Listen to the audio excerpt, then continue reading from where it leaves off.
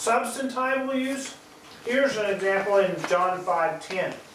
So the Jews said to the man who had been healed. The man who had been healed is all just one participle. So when we were doing our reading, it was coming out the healed one. The verb therapeuo means to be healed, or to be healed, to heal. Tetherapeumeno is the participle, and with the definite article in front of it, it indicates that this is a substantive. This is a word that's being used for a person. The man who had been healed.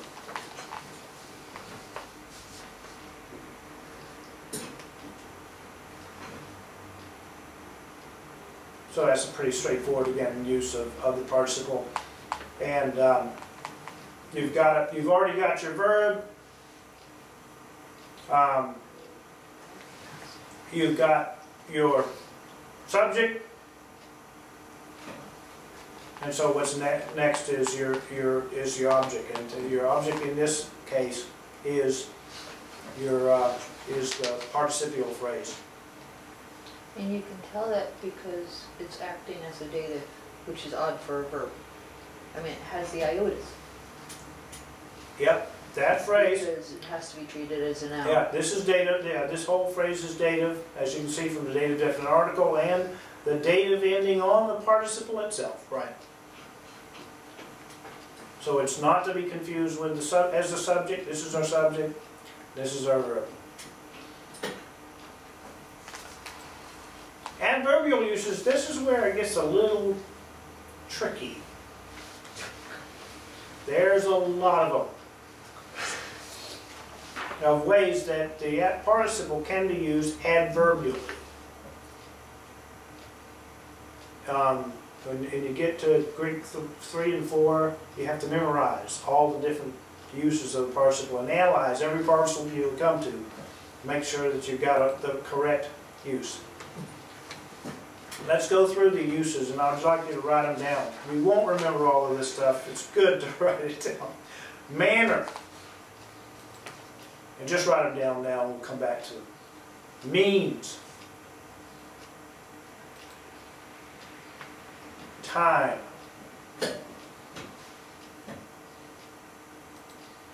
Cause. Condition. Concession.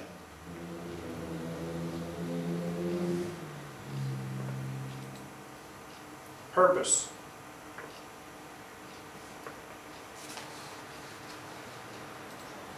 Attendant circumstances.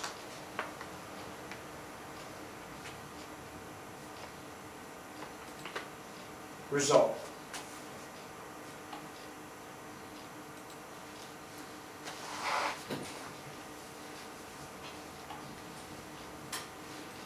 When a participle is being used adverbially for manner, it's describing the manner in which the action in the main verb is taking place.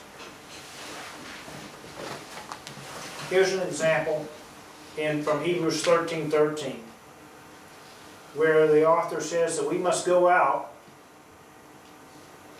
to the outside the camp, bearing the abuse he experienced.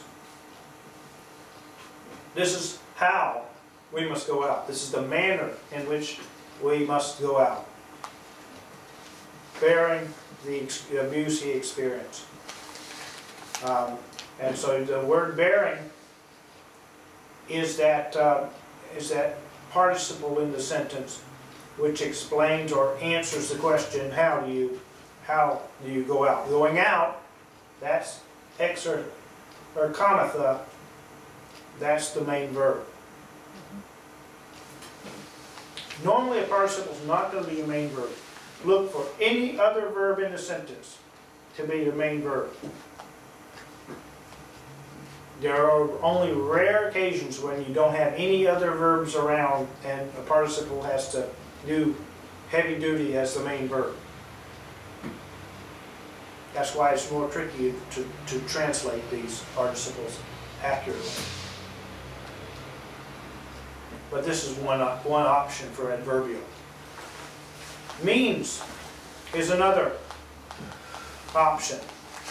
And that means the verbal aspect of the participle is expressing the means but whereby the action in the main verb is to take place.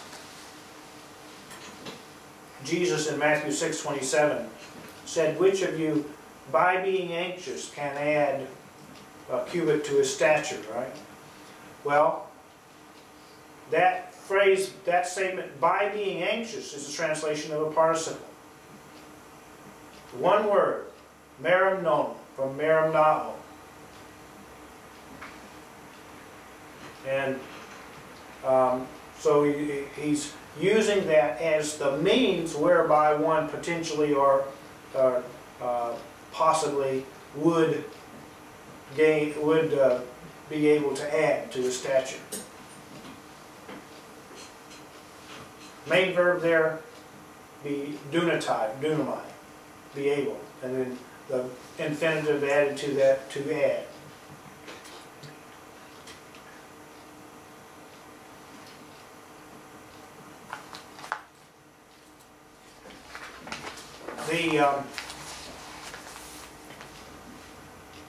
The adverbial use of time expresses when the action in the participle is taking place as compared to when the action in the main verb takes place.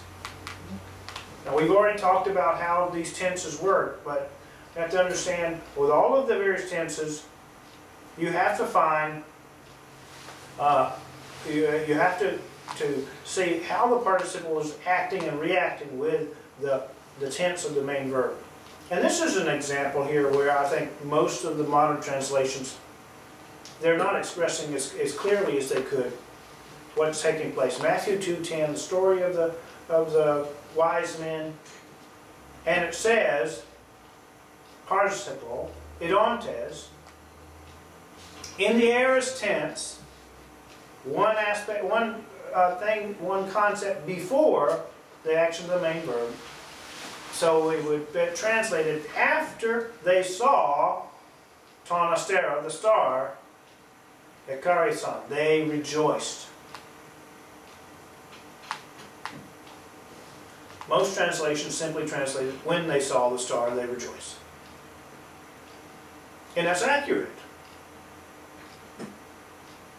But to me, I'm not as happy with that, because that to me expresses the same as you would use as used if idontes was the present tense. And it isn't. It's aorist tense. And so I'm more happy with this translation. After they saw the star, they rejoiced.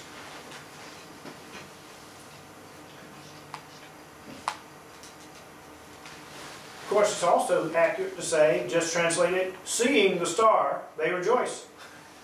Again, this is a participle, and we're looking for nuances in its meaning and how it can be translated compared with the other words.